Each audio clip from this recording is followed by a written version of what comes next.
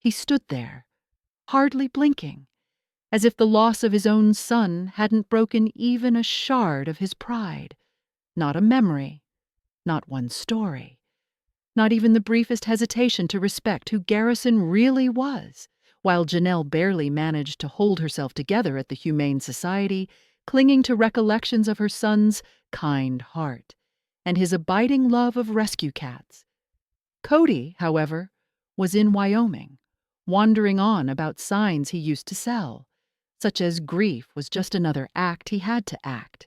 And Robyn, when she mentioned it might be a sad day, that wasn't merely cold, that was chilling. You could sense the air in the room shift. The silence didn't provide peace. It thundered. It screamed of emotional detachment, and I must wonder, how did we arrive here? How did a man who was once surrounded by laughter, children, and this so-called dream of plural love become so far removed, so flippant, so unapologetically self-centered? How did a family of close to 20 become so broken that now the children mourn not only the brother they lost, but the father who is still present, but actively absent? This isn't just family tension anymore. It's a complete breakdown of character playing out right in front of us. Hey everyone, if you've been watching this unravel in real time and you've got thoughts, drop them in the comments.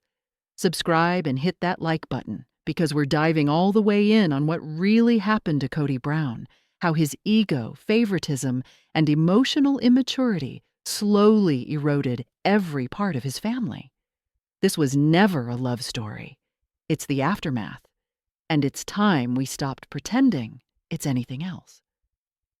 In the early seasons, Kody was a whirlwind of energy, barreling into scenes with that crazy mane of curls, telling jokes, packing kids into vans, discussing love, unity, and how plural marriage was supposed to be larger than the self. He referred to it as a principle. He sold us the dream: 1 father, 4 wives, a house full of children raised in community and faith. And for a time, it seemed, just perhaps, that dream might hold. He preached equality like scripture, alternating his time, attempting to make each wife feel special. He'd bring the kids in for serious discussions, organize frenetic but genuine activities, all to draw the family together. It wasn't ideal, but you could sense the effort. The intention was there, even if the execution didn't quite get there. Now that Kody feels like a stranger. Fast forward to the most recent seasons, and it's like we're watching someone who's given up.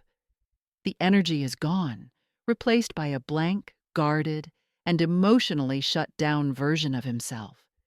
He steps into scenes like he's above it all, talks like everyone else is the issue, and uses silence like a weapon. A title like Dad feels ceremonial at this point, something he wears for the cameras, not for his children. And those kids? They've noticed. We've seen it in Gabe, in Garrison, even in Savannah. They don't just seem hurt, they seem finished. Finished trying. Finished hoping. Finished pretending he's still showing up. The most painful part? The way he speaks about them now. He's called his sons narcissists, accused them of being disrespectful, of betrayal. He's dismissed them as gossipers and liars. And then there was that moment. Yes, that moment, when he brought them down to nothing but anatomy, called them as having pencils. It wasn't tone deaf, it was mean. You listen to him tell you things like, they're just jealous or they poisoned each other against me, and it strikes you. This man isn't attempting to fix anything. He's just guarding his pride. At some point, being a father became being offended. This is no longer parenting, it's performance. The break between Kody and his kids is now one of the most excruciating and undeniable collapses in Sister Wives. We're not discussing teen-level tiffs or the sort of drama that occurs with puberty. This is actual long-term emotional scarring. These are not cracks. They're open wounds that haven't merely compromised the father-child connection, but torched it into non-existence. Let's begin with Garrison. He wasn't some background character. He was loved, he was funny, he had dreams, and he did the work. A job, a house. He served in the National Guard, but he also battled something much tougher to look at: rejection. Garrison reached out more than once, hoping for connection, hoping for guidance, hoping for anything to reveal that he was important. And what did Kody give back in return? Silence, criticism, accusations. In the months before his tragic passing, Kody hardly gave Garrison a nod, unless it was to characterize him as disobedient, ungrateful, resentful. He blamed him for jealousy. Jealous of what, precisely? A father who couldn't be bothered to appear? And then there's Gabriel. Gabe, the gentle, soft-spoken son who wore his heart on his sleeve. Everyone recalls that moment. The moment he attempted to call his dad on his birthday during COVID. And Kody? He dismissed him. No birthday greeting, no love. Just a few harsh words and a hang-up. That wasn't a missed call. That was a turning point. Gabe wept during that interview. Couldn't even get his words out. And yet, Kody didn't blink.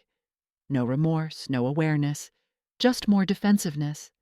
And Savannah, the baby of Janelle's bunch. She's spoken little, but that speaks volumes. She hasn't spoken to her dad in more than a year. He knew that. He confessed it on film.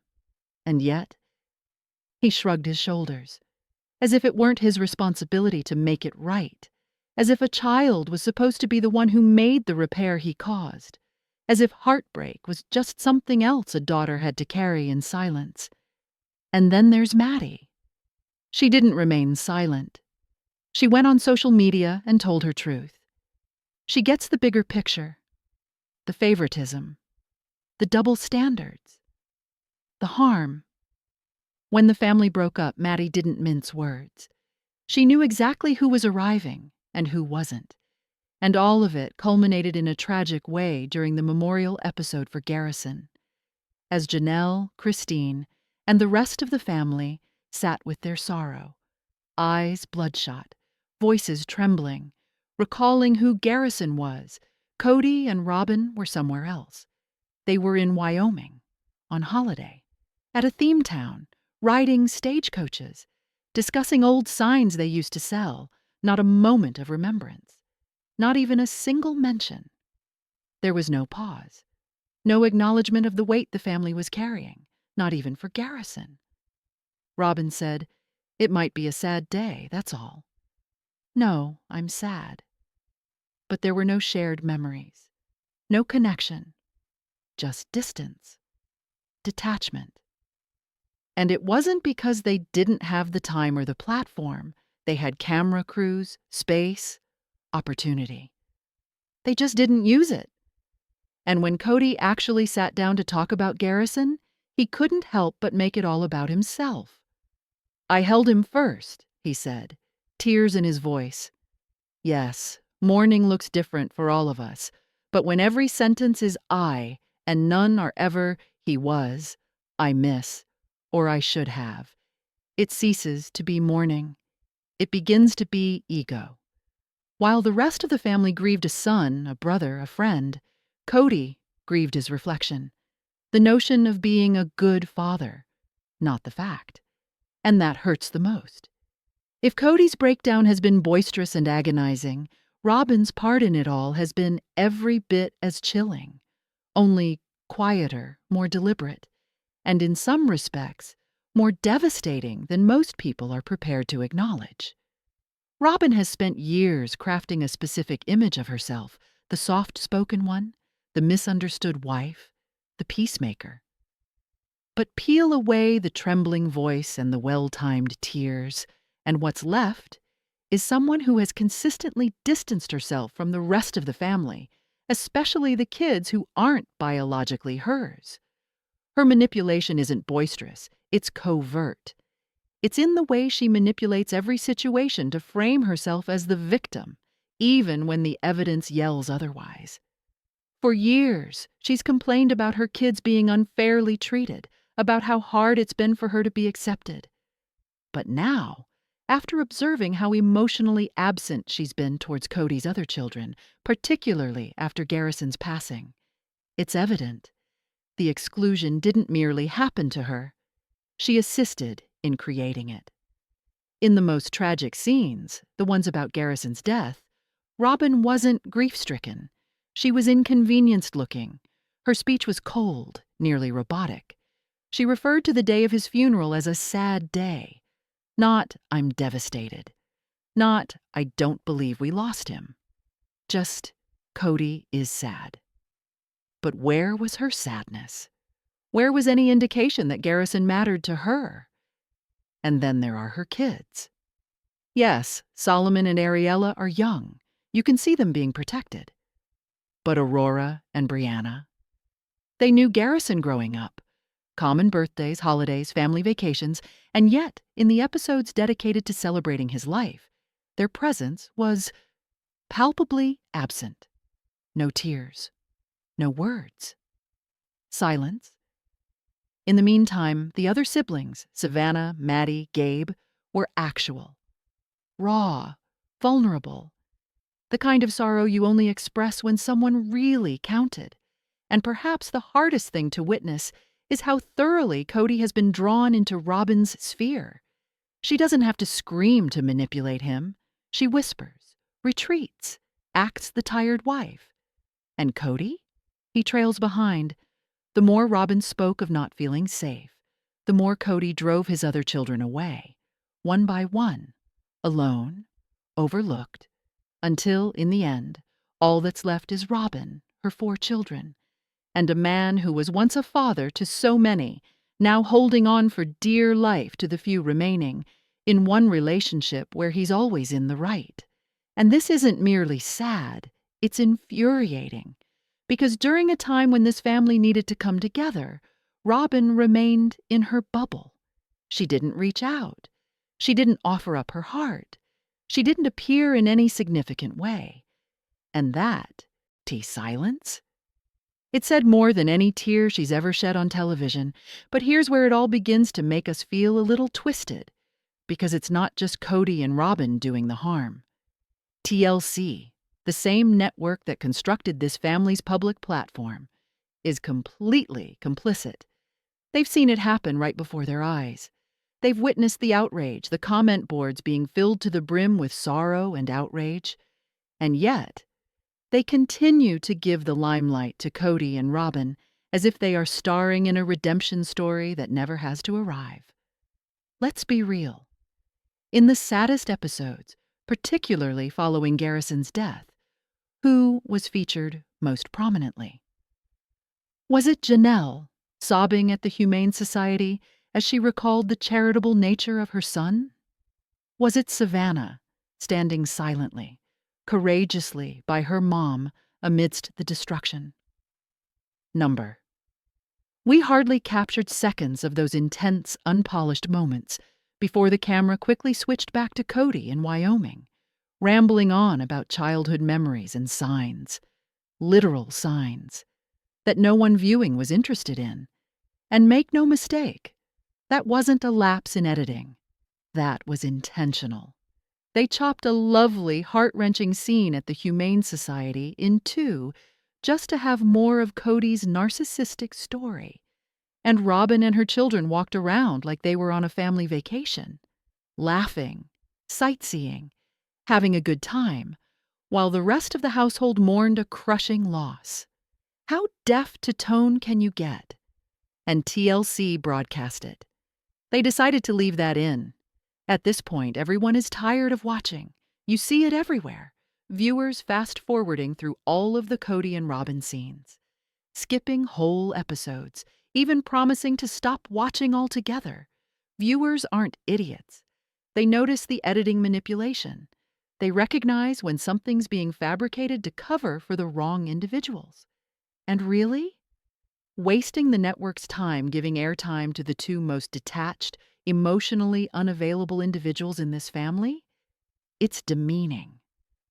Viewers didn't sign up to witness one-sided drama where responsibility gets hidden behind pity party speeches. They tuned in for actual family, actual mending, actual heart. Instead, TLC continues to give us two individuals playing at house in a story that previously burned to ashes. But within this dysfunction, two women stand out, Janelle and Christine. They've been the emotional pillars of this family the entire time, where Kody and Robyn pretend to be victimized and luxuriate in their carefully manufactured mayhem. Janelle and Christine have been doing the heavy lifting, keeping their children grounded, having each other's backs, working through grief and heartbreak, without losing their minds. And if evidence of their fortitude is needed, don't look anywhere else but at their kids. Let's begin with Janelle. She doesn't receive nearly the praise she deserves for being the calm, steady eye of this storm of a family. Consider the scene at the Humane Society in the aftermath of Garrison's passing. That was tough. Janelle holding back tears, talking about the emotional weight of losing her son. That was one of the few truly raw, authentic moments we were given. While Kody was off, doing God knows what. In Wyoming, Janelle was mourning in the moment. You could sense the burden of her grief in her eyes, but you could sense also her resilience. This was not someone who required the center of attention in order to work through her loss. Janelle did what she's done throughout her life. She kept going.